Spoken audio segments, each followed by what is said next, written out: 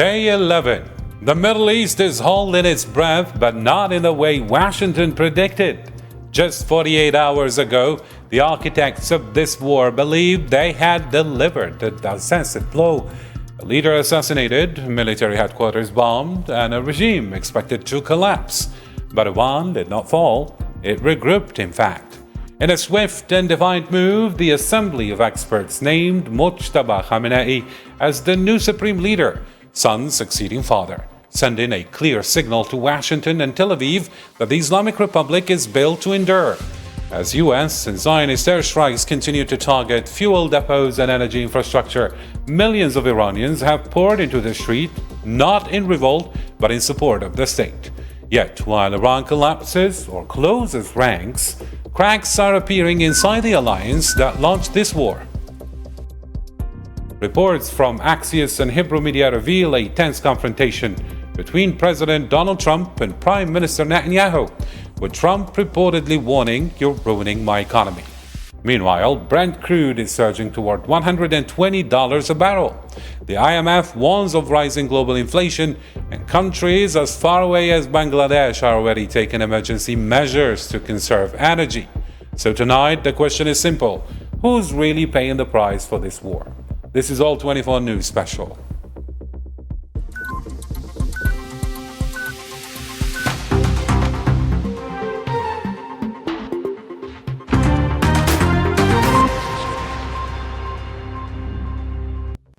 Hello again and welcome to tonight's special. And before we bring in our guests, here's the latest. 11 days into the U.S. Zionist war on Iran, explosions have rocked several Iranian cities as tensions escalate and both sides intensify military operations. More with Zahra Farjani in this report. Explosions were reported in several Iranian cities as the U.S. Zionist war on Iran continues to escalate in its 11th day. On Monday, Iranian media said powerful blasts shook the capital Tehran, as well as the cities of Karaj and Isfahan. State television reported that Iranian air defenses intercepted hostile targets in the skies over the three cities. The Islamic Revolutionary Guard Corps also announced it had shot down several drones, including 2 MQ-9 drones over Qom and Kormut, and another over Tehran. Meanwhile, in Washington, U.S. Defense Secretary Pete Hegseth warned that more Iranian vessels could be targeted and further casualties are expected. Our commanders are aware of everything. We have the best intelligence in the world. We're aware of who's talking to who, why they're talking to them, how accurate that information might be, how we factor that into our battle plans, our CENTCOM commander. So we know what's going on, and the president has an incredible knack at knowing how to mitigate those risks. And so the American people can rest assured their commander-in-chief is well aware of who's talking to who, and anything that shouldn't be happening, whether it's in public or back-channeled, is being confronted and confronted strongly. At the same time, Iran says it is continuing its retaliatory operations. The Revolutionary Guard announced new waves of Operation True Promise 4, targeting occupied Palestinian territories and U.S. military positions in the region. According to a statement, the 31st wave involved a combined drone and missile attack targeting occupied Rafah, areas near Lod airports, as well as occupied Al-Quds and settlements in the West Bank. Drones also targeted American centers and bases in Kuwait and Bahrain. Tehran has also accused Washington of justifying the attacks with what it called false pretexts, saying the objective of the American Zionist aggression is to divide Iran. Those who insist on ignoring the logic of our defensive attacks on American bases and military assets in the region should know that missiles are being launched from residential areas in neighboring countries toward Iran, and American fighter jets are using the airspace of neighboring states to attack Iran. All of this puts regional security at risk. With strikes continuing and threats mounting, the U.S. Zionist war on Iran appears set to intensify, raising the risk of a wider confrontation across the Middle East. And to dissect the seismic shifts of Day 11, we are joined by three distinguished experts. From California State University, Los Angeles is Professor Hamoud Salhi. He's an Associate Dean with a PhD and also a Professor of International Studies. Dr. Hamoud Salhi, we can't have a party without you tonight. I'm ready to party, Karim. Pleasure meeting you. Thank you indeed. And from Boston is analyst and geopolitical analyst, Mr. Christopher Isayu. Thank you, Mr. Christopher, for agreeing to be with us tonight. Thank you very much, Kareem. Always a pleasure to be here. And from Glasgow, Scotland is human rights activist and analyst, Mr. Mick Napier. Thank you, Mr. Mick, for agreeing to be with us despite the late hour. Thank you for having me. Our pleasure. So let's just start and catch up on what's happening. So the story dominating global headlines, the appointment of Mujtaba Khamenei as Iran's new supreme leader. So Dr. Salhi, you are, we discussed technically what happened before in previous, let's say, coverages. So we can say that the killing of the leader would collapse the system. This is what Washington guessed. Instead, we saw the Assembly of Experts meeting under bombardment and electing a successor within just days. So what message is Tehran sending to its enemies and to its own people? The message is really clear that Iran will not collapse, that Iran will not be defeated, and more than anything, Iran rules by institution. The way this election of the supreme ruler went, it was through a process where the Assembly of Experts met, ran through a few days and for consulting or anything else, and ended up with a leader they think would be best represent them. Mm-hmm. But some analysts are suggesting that Mujtaba is a transitional figure only who faces an impossible task, Dr. Hamoud Salhi, meaning governing while wounded and in hiding. But others see a young, radicalized hardliner who has lost his entire family to American bombs. Which is it?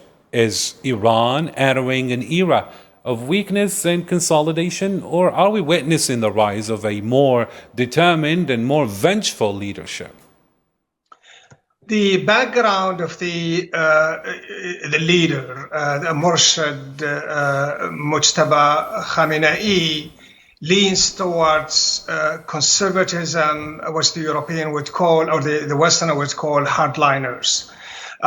His background is in religious understanding, viewing the role of the Murshid as a leader who applies the text, the Sharia, the Quran to the institutions and the policies as they see them best fit to the country and in line with the Sharia.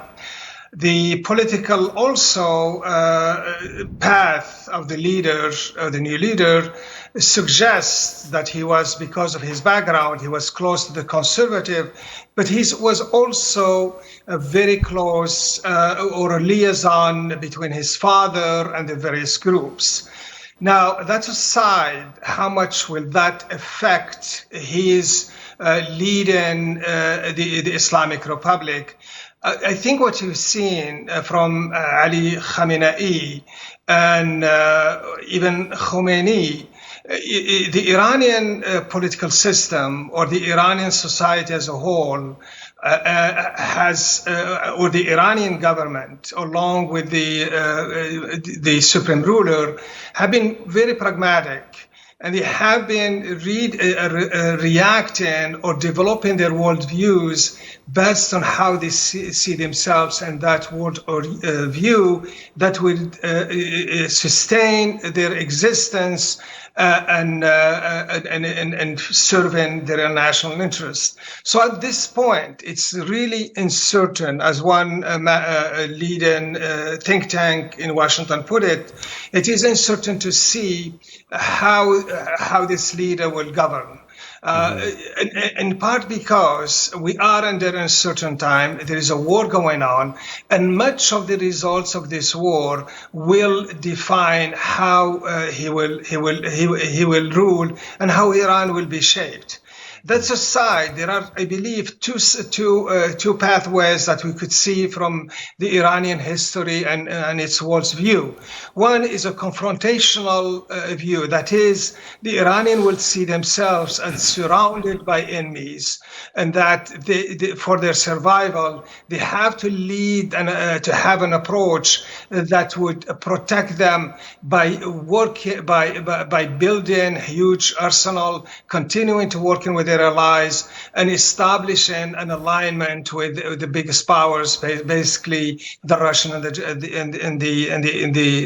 Chinese. Mm-hmm. The other approach is more of a coexistence, which will also rely on the alliance with the Russian and the Chinese, but more of a system that will works toward opening a partnership with its neighbors, working towards peaceful resolutions. And you could see from what we've seen, some of the reaction today from the United Arab Emirates, that within the United Arab Emirates, there are voices who are now seeing Iran to a large degree as a victim, and they are calling for other countries not to intervene to attack Iran. In other words, there is a debate that is leaning towards perhaps reaching some kind of settlement and some kind of reconciliation, perhaps. And the Ayatollah is positioned to do that as no one else could do it. Mm-hmm. Thank you indeed. Let's include now Mr. Christopher Isayo. Mr. Christopher, from a mere geopolitical standpoint, the U.S. media, including CNN, in fact, ran an interesting line. All that Trump's operation accomplished was replacing the old version of Khamenei with a younger one, more radical version. End of quote. Is this the definition of strategic failure? To go to war, spend billions in munitions, and then end up with a more capable, more unified foe? Thanks, Kareem. Yeah, I think there's a few things going on there. I think there's a few layers. One thing I do just want to say right from the get-go, just for my own position as an analyst. I know that you have your particular audience. I know that you've used the term the Zionist United States war. I don't subscribe to the term Zionist. That's a very loaded term, and that's not a term I would use myself. However, that's your choice to use that term. So I just wanted to put that out there. Now, in terms of the question, I think it's there's many layers to considering, whether this attack was, first of all, even wanted by the American people, and I don't think it was. I think that the first mistake that the Trump administration made was essentially going behind the back of the American people, going behind the back of Congress. And even though he surprised Iran, he also surprised most of the American people, including their elected representatives. So that's one thing I would say that is a strategic failure, and it's something that will haunt both the Republican Party and President Trump, especially in the upcoming midterm elections. The reasons why he did it, none of the least of which to distract potentially from the burning, smoldering Epstein files, not to get into that, but that would be one obvious answer. In terms of assessing whether it's a strategic failure, I don't think that if I had to play devil's advocate for the Trump administration, which I'm loath to do, but I don't think that right now you could say, they would say, or even the Republicans that support these actions so far, that you could say it's a strategic failure. I think what you could say is that essentially the Iranian regime, as it's set up, with the Ayatollah and his son that was replaced, is essentially the proverbial Hydra from Greek mythology. It's got, if you want to look at it as a perspective of the American Trump administration trying to sever the heads. So I think the Trump administration was encouraged by their strike in Venezuela, where they had a lot more support, where it was a lot more surgical, and they had a lot of people on the ground in terms of human intelligence, from what I've read. Iran is no such animal. So it is ironic that it's, in my opinion, the current regime is a horrible regime. It's an evil regime. They just killed 10,000, excuse me, of their own people. However, for me, is the answer to invade them, to bomb them?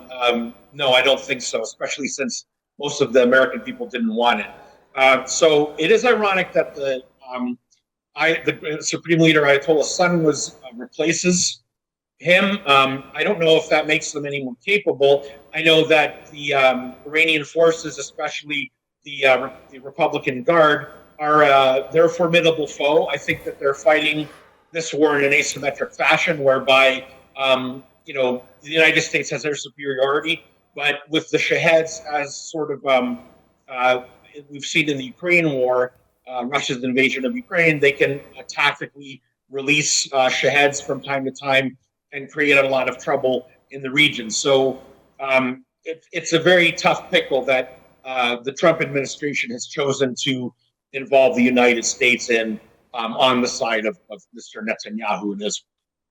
Mm-hmm. Thank you indeed. Now, let's move on to Mr.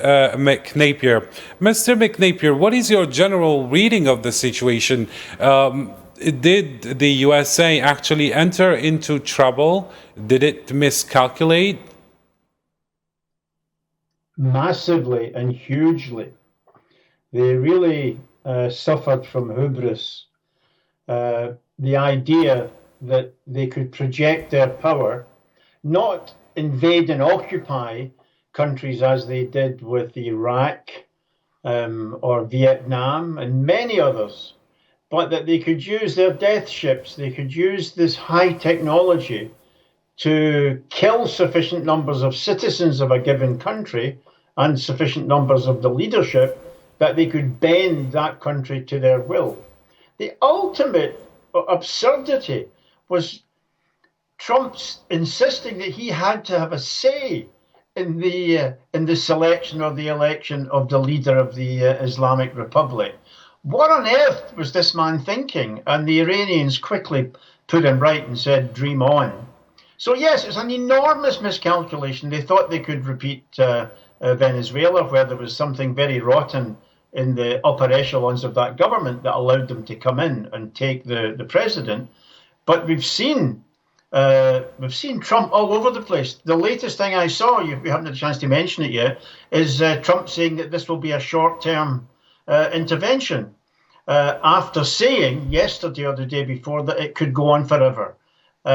So yes, he didn't know what he was doing at the start, except that they wanted to take control of the oil. And in the past, when Britain and the USA overthrew the democratically elected government in Iran, the Mossadegh government in '53, during my lifetime, they made no bones about it. They were doing it for the oil. There was no pretense of humanitarian motivation that they were doing it on behalf of the Iranian people. It was to pillage and take the oil into the ownership of oil companies. Today, sometimes on a Monday, Trump will talk about the humanitarian impulse, but on Tuesday or the same afternoon, he'll say, this oil is really what we are after. And this oil, I think a senior American senator just said, I forget the guy's name, one of the top guys, he said, this is China's nightmare, that America will gain control over Iranian oil reserves. Because let's be clear, the aggression, the criminal aggression on Iran by nobody's mentioned Israel very much, by Israel and America together, Iran's a piece on the chessboard. The ultimate confrontation will be between America and China, and America's preparing for that, and China has to prepare for it as well. But the idea is to take Iran out of the equation to clear the way for that potentially a war that could end the human race. But that's what they're preparing for. And Iran has to be crushed. It's not being crushed, because in a war such as this, you can either get the Venezuelan result, or you can get the Vietnam result, where once again America intervened in a country, but they found a population with a morale and a leadership that was tough and determined not to be recolonized, And America was defeated. It went down to an enormous defeat, which actually made the world safer for a couple of decades. And I think a US defeat in Iran, which is looking very likely, if it hasn't already happened, with Trump all over the place and now talking about leaving early, that would also make the world a safer place. If I could just add one more thing, sir. Israel's a part of the attack on Iran. Israel has not yet fully completed the genocide in Gaza. But don't even talk about humanitarian impulses, because the whole world now knows that Israel was slaughtering children, exterminating hospitals, killing nearly 300 journalists, breaking the hands of surgeons deliberately to prevent Palestinian surgeons operating, and even a public demonstration by senior politicians in favor of the rape of Palestinian prisoners. So when we see this duo attacking Iran, humanitarian motivation is for the birds. This is a naked imperialist grab for oil resources, vast oil resources, and quite prepared to exterminate schools on the first day, because that's what America does. In the past, before Trump, there was a veneer of international law. They did this pretty much the same thing: invade countries, devastate them, Iraq, Libya, Syria, and so on. But they dressed it up in chatter about human rights. Trump doesn't even care about that. He's quite clear. This is an empire. It's expanding to take control of much of the world's resources, and not just Iran. Britain, Denmark, allies are being attacked by Trump. He's now said he's now asserting a new world order where America will use violence across the Americas, but also into Asia, purely for financial and military and strategic power. There's nothing to debate here because it's being said openly. Mm-hmm. It's in front of our faces. Now, Thank you indeed. Back to you, Mr. Christopher. So you said earlier that you might share the thought that maybe the regime or the system in Iran can be oppressive when it comes to its own citizens. Maybe this is one of the stated goals, some kind of a humanitarian goal stated by the United States to justify its operation in Iran. Now, from a human rights perspective and international law perspective, Mr. Christopher Isayo, the U.S. justification for this war was in part about the oppression of Iranian people. Yet we see footage of thousands of Iranians rallying behind the new leader. And the US is still bombing fuel depots that heat civilian homes in the middle of winter. Now, how do you yourself reconcile the stated humanitarian goals with the reality of collective punishment inflicted on the civilian population? Well, I don't, because I'm not an apologist for what's happening, and I personally don't agree with it. I think that in terms of there's a few things again that in terms of people taking to the streets to protest the death of Khamenei and then to celebrate the sun. I think those are false. Those people are being forced to do that. I don't think there's any illusion that there's any great love for the Khamenei regime amongst many Iranian people. I'm not an expert by any means on Iran, but in general, the regime just killed 10,000 people a month ago for protesters, which is one of the many, as one of my colleagues there from Scotland stated, is one of the many all over the map justifications for going into this war. If we recall, let's back up a little bit and see what other justifications President Trump has used for this attack, and one was that to make sure that Iran never gets nuclear weapons. Well, we were told as the American people and Congress that they hammered them back in June of 2025, and they got most or all of their uranium and potential to become a nuclear power. So clearly that wasn't true. Then we shifted to sort of a quasi-humanitarian response to, the 10,000 plus people that were brutally oppressed by the Iranian regime. Well, even if you take for a premise that, if you posit that premise for a moment and give it some life, sadly, this limited sort of an air campaign does nothing to mitigate that situation for the Iranian people. The call strategically for the Iranian security forces to turn against the regime and they would be offered amnesty, sort of like what happened in the case of some of the Iraqi Republican Guard back in the battle days of the Iraq War, is completely naive and silly. I don't think it was a serious call. If anyone knows, for example, a close family member of mine served in Iraqi freedom, and one thing that he told me anecdotally about the Iranian forces, especially the Republican Guard, is these people are very well trained. Partially, they were trained back in the 70s, actually, by United States forces, but they've also been well trained by the Soviets and the Russians, who are de facto abandoning Iran right now at this moment. But these are not people that tap out. These are not people that would lay down their arms in the favor of Mr. Trump. There's only two things that, in my assessment, the bombing campaign will, in the long run, work against any sympathetic Iranians to the United States, because there's only one thing that they hate worse than their own regime, even the ones that are against the regime, and that's probably the state of Israel and the United States and Mr. Trump. So really, in the long run, it's probably going to backfire, and any sympathy, any sort of pro-democratic,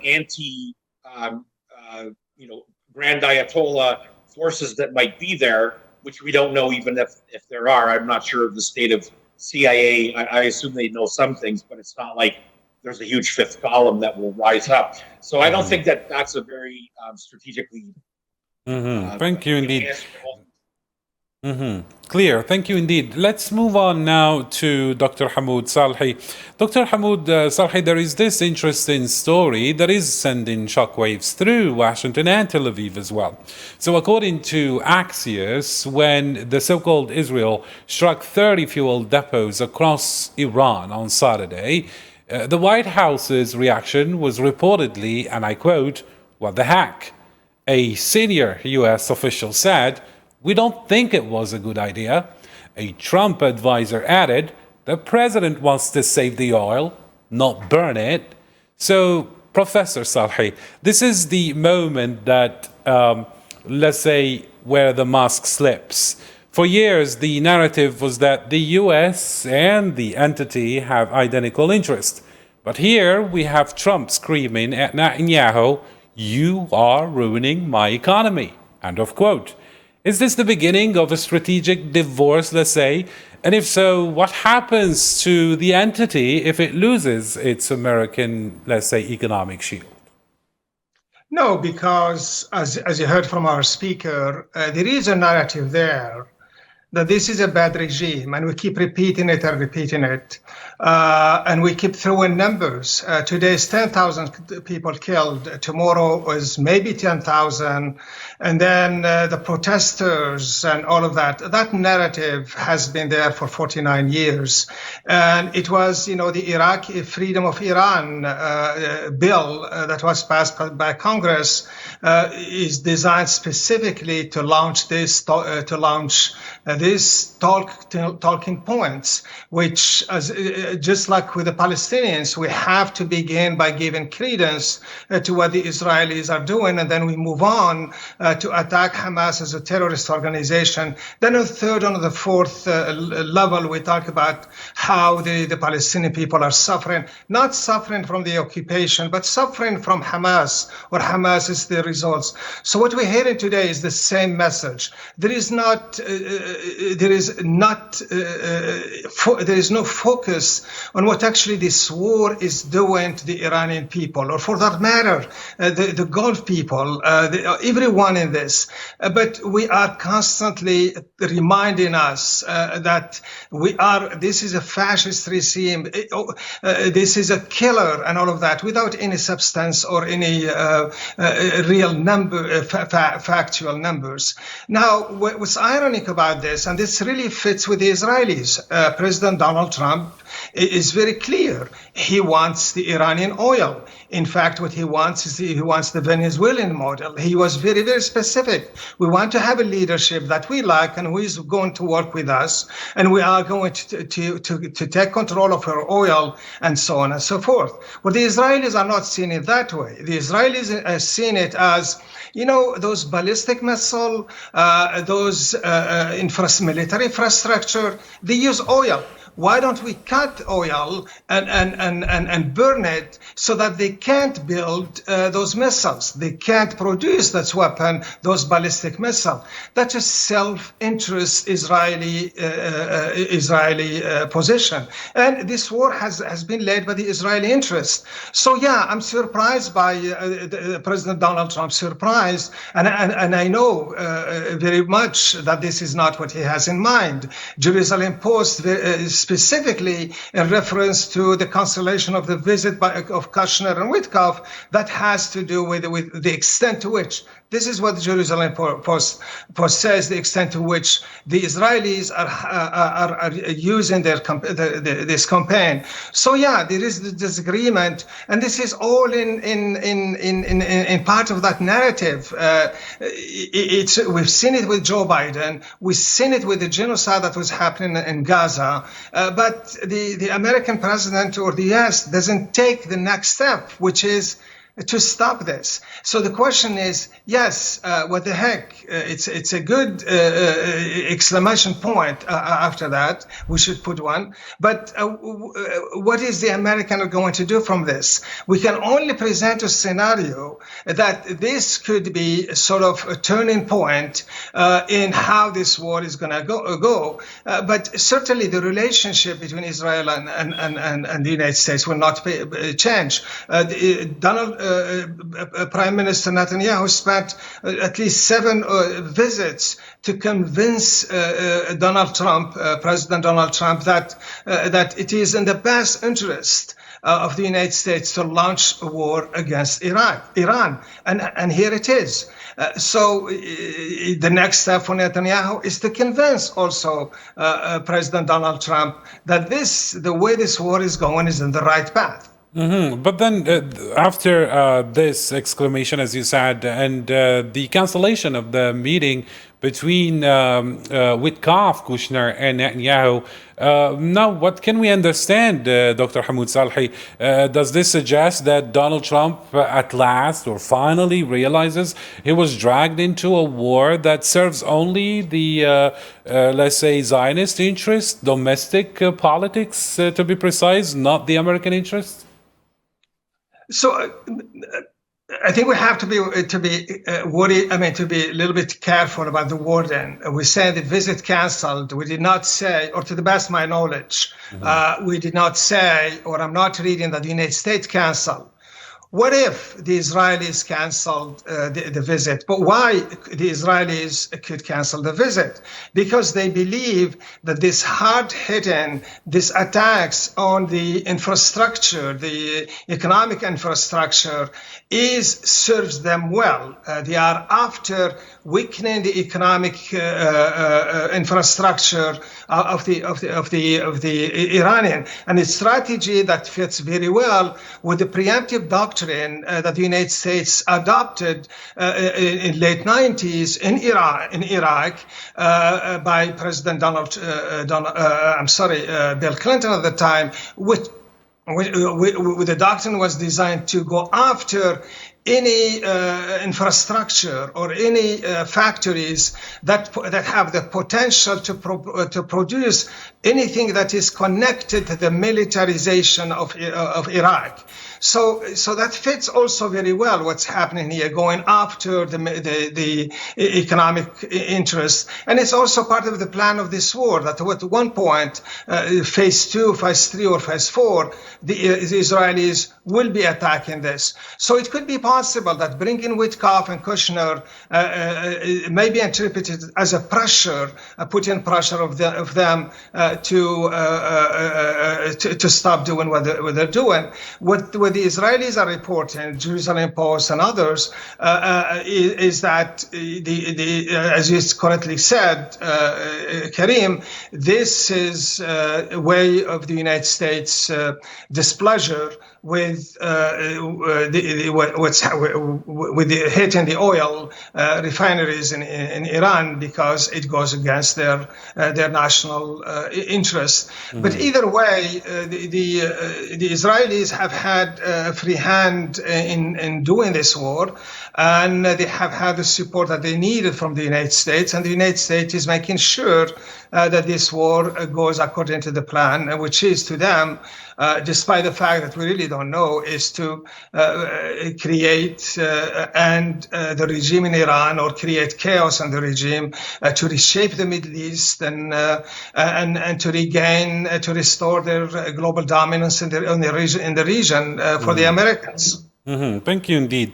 And now let's bring back Mr. Mick Napier. Mr. Mick, you're in Glasgow, and the British press there, including the Daily Mail and the Independent, are reporting that Prime Minister Starmer is crumbling to save the special relationship after refusing to let US planes use UK bases to strike Iran. Now, there's tension in London, tension in Washington. The far right in Europe wants to join the war, but the economic reality is hitting hard. At home, that is. So is the Western alliance cracking under the weight of this war, according to you? Well, it was already cracking very substantially over the issue of Ukraine and Russia. We saw the tensions within the EU, but also between Washington and the majority of Europeans. Clearly, a very different approach to a major world problem, a major regional war. This has exacerbated it. We see that Spain has refused to allow its bases to be used to attack Iran. Starmer, I think for a half an hour or a day, took a similar position and said that UK bases would not be put at the disposal of the attack on Iran, and then collapsed. He wanted to show British people that he had a few vertebrae, but it turned out that he didn't have very many at all. So he's gone along with Trump. He's learned the lesson, by the way, that people are learning everywhere, that 99% with Trump isn't enough. You have to be 100% with him, or he can round on you and attack you and slap on massive tariffs or take other hostile action. But yes, there's a real crisis. The headline today is that the German Chancellor, who's very, very keen on militarizing Germany, and I think he said he wanted to make the German army the biggest and strongest in Europe. Well, we've been there before. It didn't end well. They've been humiliated by the Green Party in Germany. Here in Britain, the Green Party, from being a very marginal, interesting party, they've now pipped the Labour Party, the governing Labour Party, in opinion polls. So there is an upheaval. We're not seeing burning barricades and town halls on flames, but there is a kind of political revolution. There's a kind of political upheaval, probably better to say, and it's massively exacerbated by this attack on Iran, because people are going to feel this when they buy groceries. We already see it in the pumps. People filled their cars and they keep on filling them because they know that the following day the price is going to be higher.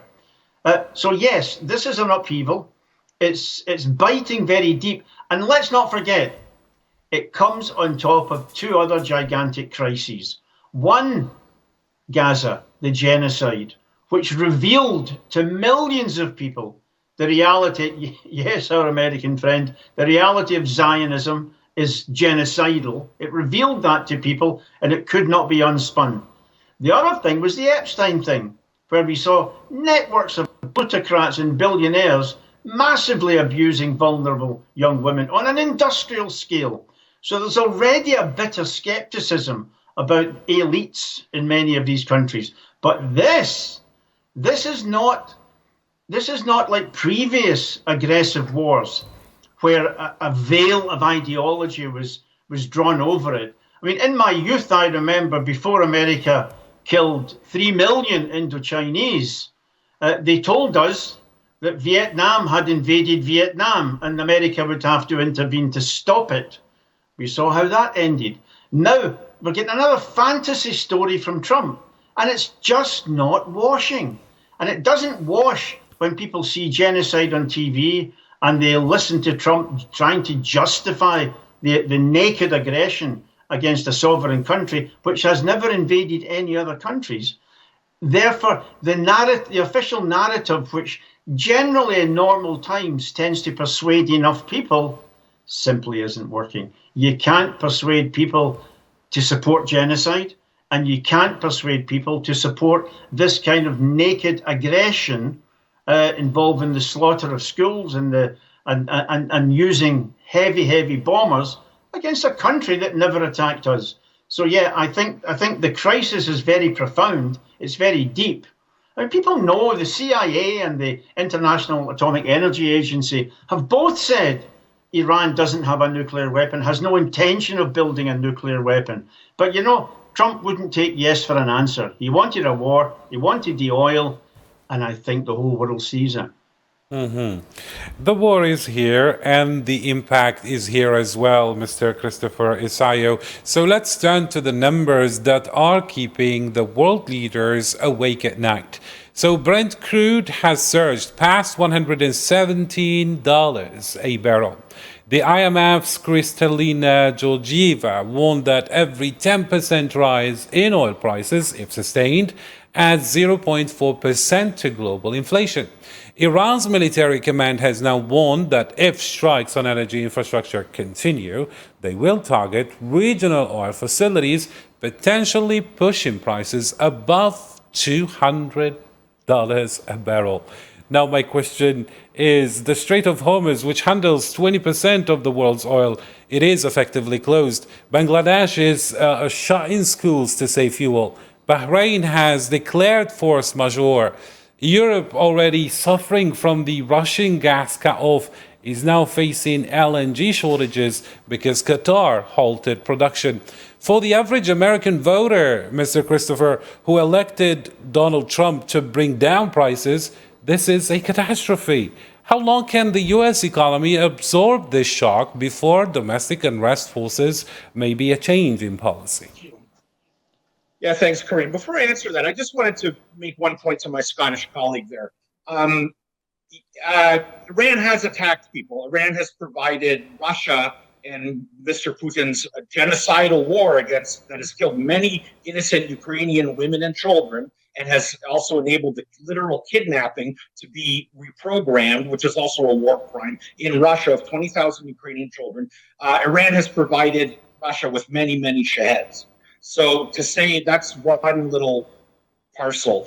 So to say that this regime is entirely guileless is disingenuous and just not true. So I have to add that, especially as someone who's done humanitarian work in Ukraine and knows people whose families and children and other wives, husbands have been affected by Iranian shaheds and have killed them unprovoked for no reason. So that's not a positive thing that the Ayatollahs have done there, irrespective of whether or not this invasion of Mr. Trump's or this bombardment is justified or not. So I did have to add that. In terms of the gas pumps and things, I don't think the American consumer wants to endure this at all. I think that Mr. Trump betrayed even those that voted for him initially, especially amongst the MAGA America First crowd and also amongst independents who saw Mr. Biden's inflation economy, which wasn't entirely Mr. Biden's fault, as antithetical to their daily well-being. And I know myself as an American, prices have not come down. And the last thing anyone wants is a higher price of gasoline at the pumps. I think, however, what is the longer-term issue is that if Mr. Trump doesn't taco, Trump always chickens out. If he doesn't decide to just stop the bombardment and leave it at that, which, would have accomplished not much of anything, wouldn't have helped the Iranian people that were, massacred by the regime. I think that if things were to escalate and there were troops on the ground, like in the Iraq War, I think that politically that wouldn't help Mr. Trump very much either. So, the price of food rising. This conflict also shows that the price of agricultural goods, along with oil, are also going up because Iran produces a lot of fertilizer. So I think those two things together, the average American does not want that. Back to you, Mr. Napier-Mack. So if we talk about the human impact, which is often lost in these macro discussions, Bangladesh here, as I said earlier, is closing schools, which means millions of children losing education. In the UK, diesel prices are at their highest since August 2024, hitting the poorest households the hardest. The EU is warning of social unrest. So, is it fair to say that this war perhaps was framed as a fight for freedom or democracy, but it is actually a war on the world's poorest and most vulnerable? Well, they're the ones who pay most. Starmer has said the longer this war goes on, the more every family in Britain will have to pay. Well, not quite. Some people will benefit. Arms companies, there'll be other related companies for whom this will be a bonanza. Elements in the American elite are rubbing their hands at the prospect of making a lot of money. But of course, poor people suffer. Poor people have to heat their homes or cool their homes in hot climates, and they're going to feel it. That the idea that the American elite cares about Bangladeshi labourers. I've worked in the Middle East. I've seen how horribly Bangladeshi labourers are treated in Saudi Arabia. It's absolutely shocking. But nobody cares about these people. They suffer, and the only time this war will be brought to an end is when the rich suffer, when our rulers suffer. And I'm struck by the tone of our American friend, because in every single American aggressive war, before Vietnam, but up till the present day, some people oppose it in principle. They say simple things. I do. Don't invade other countries. Don't do it. It's wrong. Stop it. Other people, other people say, well, it's not going to work. I oppose this on technical grounds. If only he tried something else. But the problem isn't the technical defeat, the technical mistakes. The problem is the empire. The empire going for massive world domination, gearing up for a possibly war to end it all against China. And we're all imperiled by this. It's a blind system in a way. And there's something strange about the American system that can produce a creature like Trump, who can become the president and seem like a baby. I mean, honestly, I've been horrified by many things, but the one that really shocked me was the all caps threat he made to destroy Iran, to use massive violence, and then ended by writing in the same post, "Thank you for your attention to this matter," as if it was a business letter about a delayed payment and an invoice. This man is weird, seriously weird, and he's got aircraft carriers at his disposal. So the suffering for humanity is intense. It's really horrible. I have a warm house and clean water and food and a flush toilet and so on. People in Gaza are suffering genocide, and if our friend from America says Russia's committing genocide in Ukraine, which I dispute, it's pretty horrible, but not will he concede that Israel's has committed genocide in Gaza? It's just a question. So yes, the suffering is extreme. The war is a war purely for plunder, for pillage. The story about the nuclear weapons threat is a fiction in the eyes of the CIA and the IAEA. And, there's something samey about all this. We've been here before. British people have been inoculated by the lies that were told to get us into Iraq and the horror that then followed. So it's going to be very difficult. It's impossible, actually, to persuade anything like a majority of British people to support this adventure. And that's why, to revert to your previous question, sir, there is a profound political crisis working its way through the Western systems, and I welcome it. Mm-hmm. And back to you now, Dr. Hamoud Salhi. So technically there is some kind of a fascinating irony here. When Iran's parliament speaker Mohammad Bagher Ghalibaf warned that the paralysis of global economies is a possible result of this war, Iran is betting that economic pain will force the West to abandon the so-called Israel. Now, is that a winning bet according to you? Does the average European or American voter care more about the so-called Israel security or their own heating bills? No, the average cares about their bills, their way of life. And also the average, and as we've seen with the young, with many in the Western societies, the world is displeased with what Israel is doing. As our guest previously said, Israel has done a horrific thing. And yet it has got away with it because for whatever reason, the United States continues to support it and to support it at the highest level, particularly in the United Nations Security Council. These are realities, and it's affecting the way the American live. What's very, very interesting in looking at what's happened with the bombing of oil refineries and with President Donald Trump making that remark that this goes against what he has been preaching. And more than anything else, it is an attack on literally the way of life of everyone, because the intent is to destroy the oil and put the price up. And the benefit, and we're doing all of this. So a country in the Middle East, which is armed with nuclear weapons, which has proven time and time that it could reduce, kill people,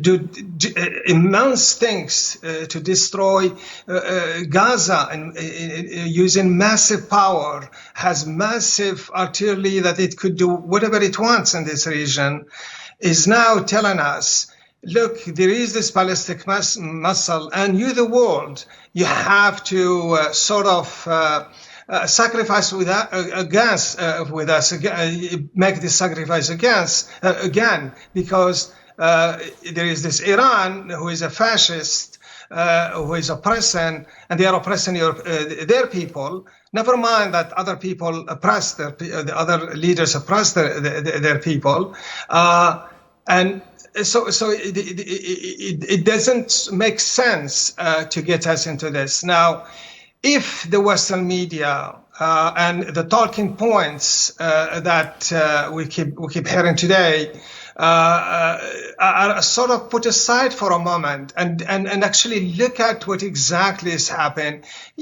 this would have impact. But this will be as another news. I mean, already it is part of that huge narrative that Iran continues to be a threat. But this will have a big impact on the lives of many. And as our both guests today mentioned earlier, so it is no coincidence that this kind of hard hitting oil refineries and the infrastructure of Iran, the oil infrastructure of Iran, will have the impact, and it's already have it. But then still, Dr. Hamoud Salhi, amidst this spiral, can we say or safely say that the Gulf states can survive this war without being consumed by it? And what happens to the U.S. basing infrastructure, meaning in the region, if the host countries decide the cost is too high? It seemed that the bases were there supposedly to protect those Gulf states, but then it seems that the Gulf states are the ones saving America in this war. Yeah, and remember when the United States withdrew from Iraq, 120,000 soldiers who were there, or more than that at the time, were actually transferred to the bases in the Middle East, and the biggest military base is in Qatar, and those bases serves the American interests and supposedly protect the Gulf countries. I think the issue that will come about after this, all of this happening, and we already start to see conversation or a sort of a narrative that is slowly developing among the Gulf countries, questioning what the benefit of this military bases if we are not protected from our neighbors. And you have some eminent economists and policy makers and very well respected personalities in UAE who are straightforward, making statement to the effect that we may have to rethink our strategies about this. And what is ironic about this is at the end of the Iraq War, George W. and George Herbert Bush led the war to liberate Kuwait. At the end of that war, the first reaction of the Gulf countries was to establish what later on became the Damascus Declaration. And the Damascus Declaration was a sort of a regional security umbrella that was composed of all the Gulf countries plus Egypt and Damascus. And the idea behind that is for the region, the Gulf region in particular, to create its own mechanism or its own ways or its own tool to defend its national interest or collective interest of the region.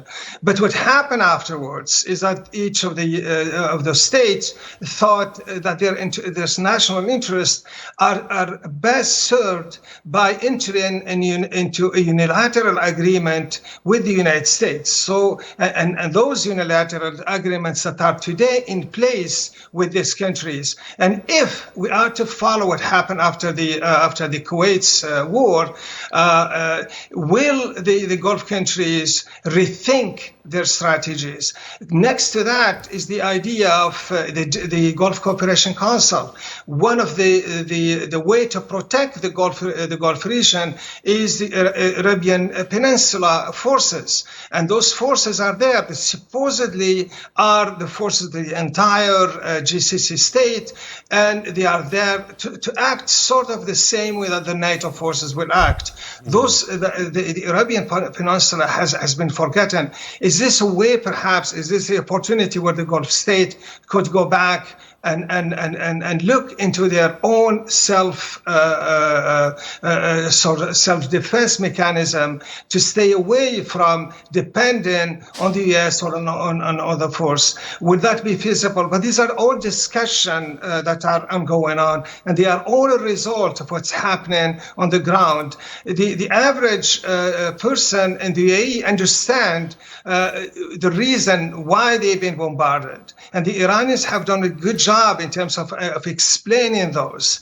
And the average Gulf person, the national today, despite what we see on the talking point, are still have strong feelings, still see their neighbors having good relationship with their neighbors as the best way to do it. And we are sort of starting to have those conversations in the region, and perhaps it is a way that could turn from a bad story to a good one. Well, I don't know about a good story amidst what's happening. For example, Turkey actually announced that it has intercepted a missile coming to its own territory.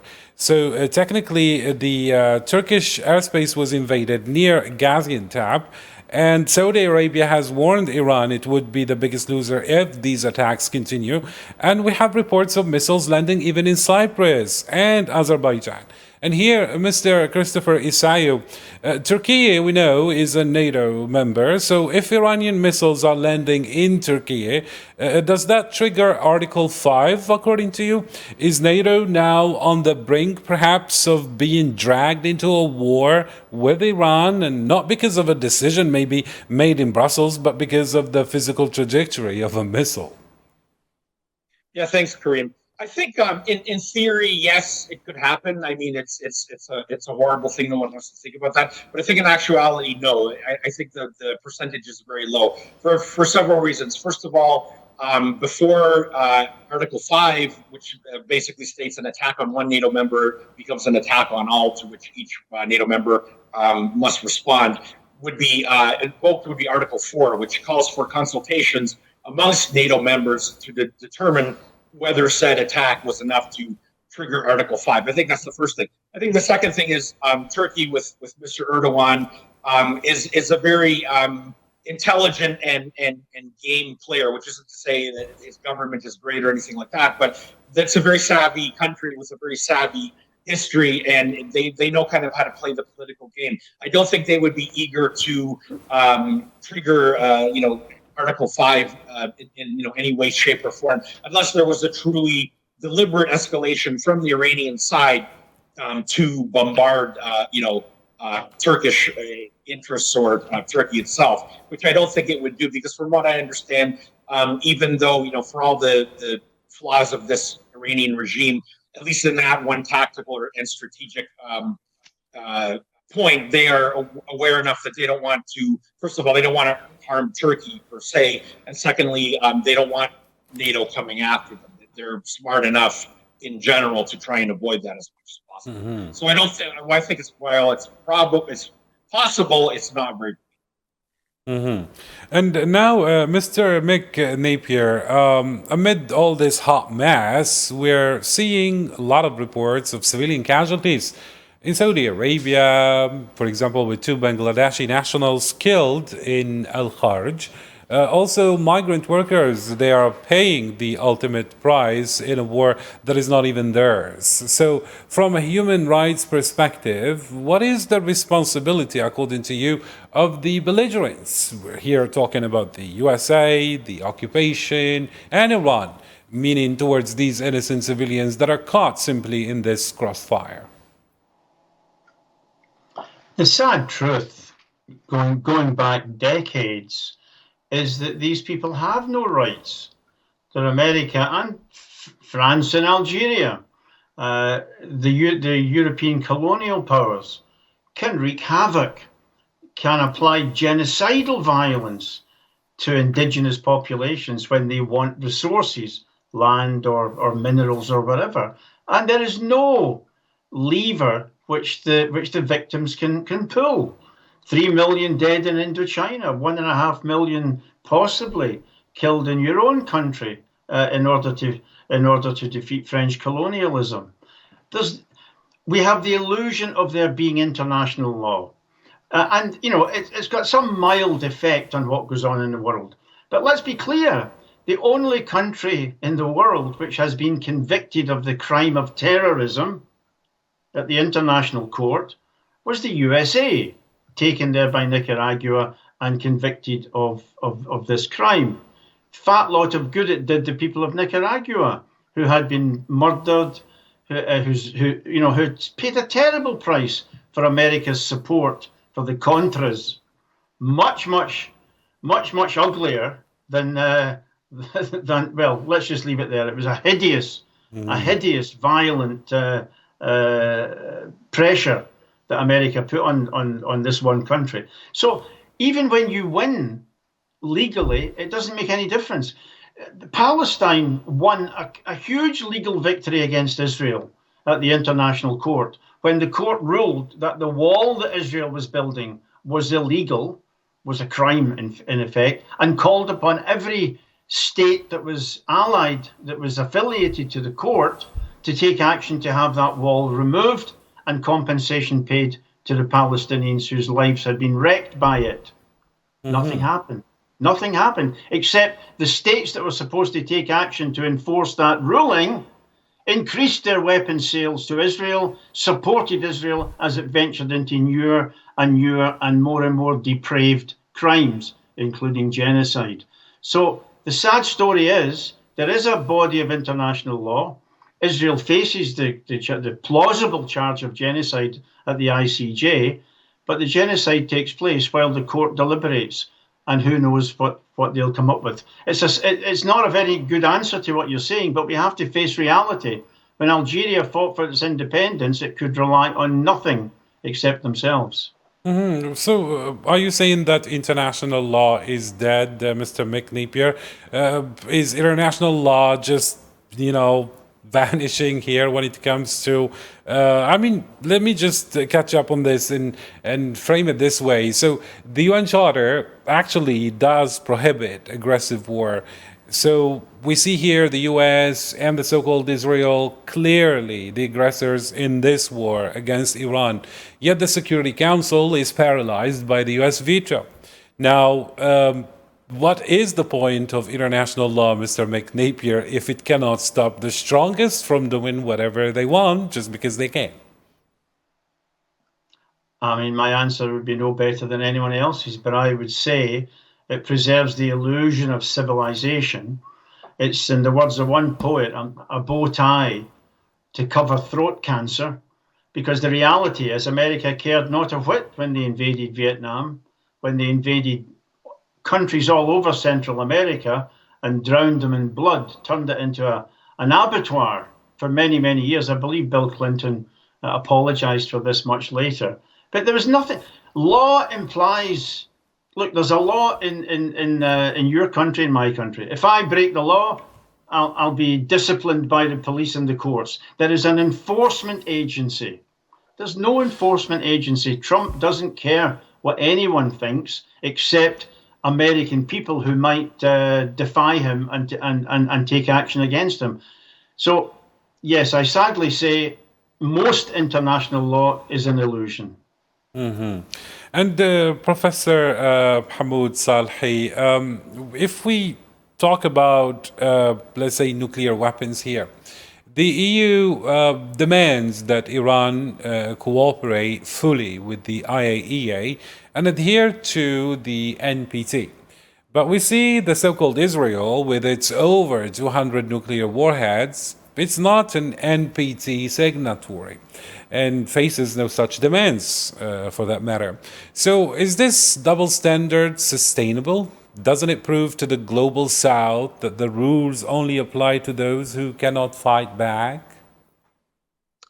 Clearly, and you could see it, for example, if I just sort of go to another area, what's happening today in Lebanon, evacuation of tens of thousands of people from their home, displaced from one area to another, and you could see them on the street, and it is a clear reminder of Gaza on the one hand, but also of how the world, the Western world particularly, treated the refugees in Ukraine. The refugees in Ukraine were, for the first time, we had, or for many times, I should say, the Ukrainian refugees were sort of covered very well.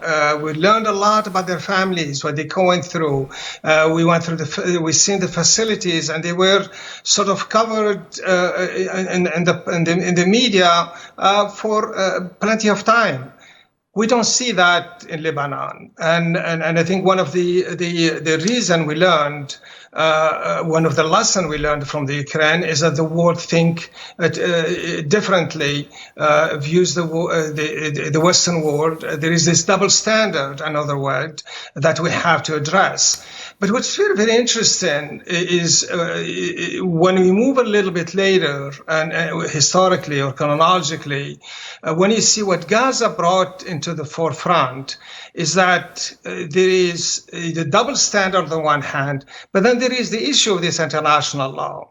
There is all this action that a country can do, can commit genocide, and there are the highest court in the world that condemn those actions and depict them and label them as genocidal acts, and yet international stop there. But let's move forward to sort of looking at it from how to address this.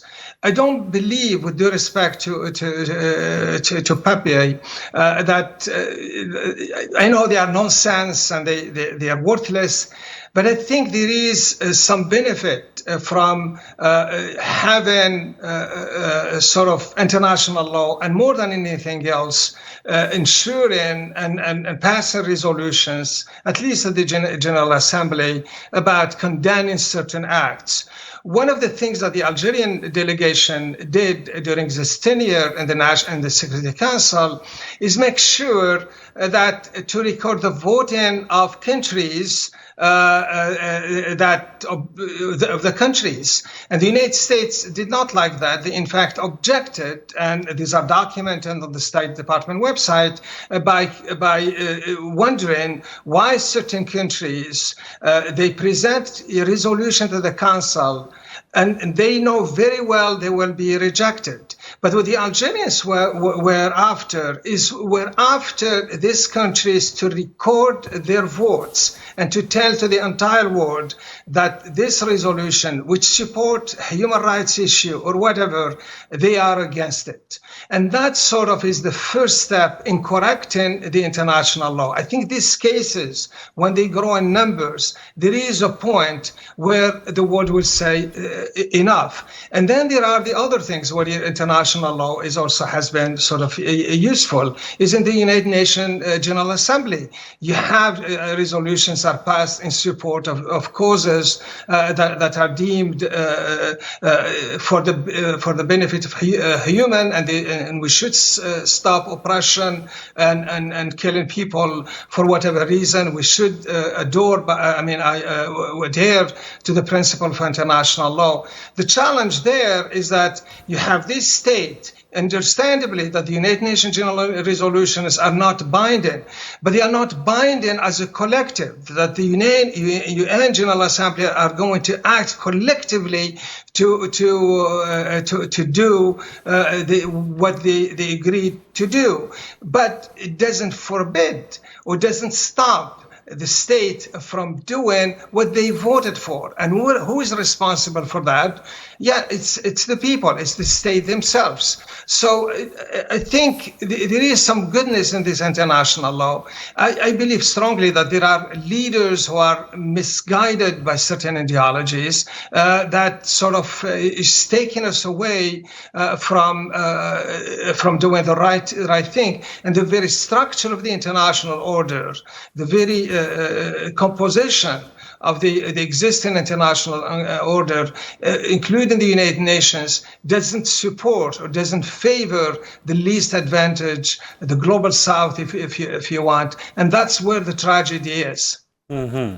And as we are nearing the end, I would like to highlight that this is the 11th day, and there are thousands dead. The economy is teetering. Alliances fracturing. And as we close this special coverage, I want to ask a direct question for each one of you. And I begin with you, Mr. Christopher Isayo. According to you, from a pure geopolitical and economic standpoint, who is really winning this war? Well, it's a loaded question. No one. I mean, I think that if you want to, there's the immediate term whereby, Mr. Trump and Mr. Netanyahu and whoever supports and enables them will say that they're winning. They have air superiority. They bombarded many strategic sites in Iran. They've also killed 180 innocent girls, and they'll try and paint that as a victory.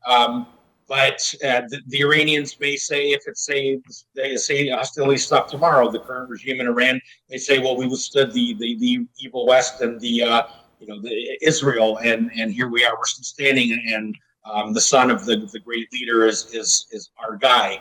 But yeah, I don't think anyone's really winning. I think as you'll see time go on, I think you'll see, more and more, almost in the sense what happened to Putin in Russia, in Ukraine, in the sense that, there's no troops on the ground. But if there were to be troops on the ground, then I think that the American people would very definitely want to put a stop to it. That they would realize that that's not a winning war that they want to pursue. So I think in the short term, obviously, Mr. Trump and Mr. Netanyahu claim victory. In the long term, I don't think anyone wins. Mm-hmm. And Mr. McNapier, as a final question, according to you, what would be the responsibility of the global community now? Or are we just simply watching the return of the law of the jungle? I don't think we're watching a return to the laws of the jungle. The humanitarian legislation that was passed after the defeat of the Nazis in 1945 talked of human rights. It had to, for their own domestic populations, and international law was a thing. But it didn't stop the French. It wasn't meant to apply to brown people and black people. It didn't stop the Americans invading Vietnam and 20 other countries. It didn't stop Britain carrying out a reign of terror and setting up concentration camps in Kenya and death squads in Aden. It didn't have any effect because it wasn't supposed to have an effect on colonial peoples. So it was always a con in that sense. If you look at the people who've been taken before the International Criminal Court, before Netanyahu, and the court really had no alternative given the egregious nature of the genocide, but before Netanyahu, apart from the Serbs who angered NATO, the ICC was very good at trying black war criminals. A lot of Africans were taken in and put in front of that court. It was black people, white war criminals, quite often much, much more serious war criminals. You couldn't touch them. You certainly couldn't put Kissinger in front of the International Criminal Court. So is there a law? Yes, but a fat lot of good it does you if you're living in a place where a colonial or an imperial power wants your land or wants your rare minerals or wants your oil or wants something. In the Palestinian case, wants the whole land. That's the brutal reality, and therefore the only exit from this attack is either an American victory, which nobody knows what that would look like because we don't know what Trump wants except control of the oil. But that looks exceedingly unlikely. I think the Iranians are winning and will continue to win, because they can take terrible punishment and not run up the white flag. And they don't show any signs of running up the white flag. The foreign minister was asked about American troops on the ground. He said, we're waiting for them. This is not the language of people who've been cowed by massive bombing. Algerians understand this. So do Vietnamese people. So do Irish people. The ability to take terrible punishment and still endure denies victory to the colonial or the imperial army. That's what we saw in Vietnam. That's what we saw in Afghanistan. And if the American army is unable to beat the Taliban after spending, $2 trillion, they're not going to beat the Iranians. Thank you indeed. And final word, Dr. Hamoud Salhi, was any of this really necessary? And more importantly, how does it end? Briefly, please. Oh gosh, it was unnecessary, and I have no clue how it will end, except at one point or another, President Donald Trump will find a reason to say enough of this war, and that's where it will end. Thank you indeed, Dr. Hamoud Salhi, for all those insights. Also, thank you to Mr. Christopher Isai for all those insights as well and your participation. A big thanks as well for Mr. Mick Napier for your time staying with us at this late hour. Thank you indeed. And there you have it, ladies and gentlemen. 11 days ago, a decision was made in Washington and Tel Aviv to launch a war.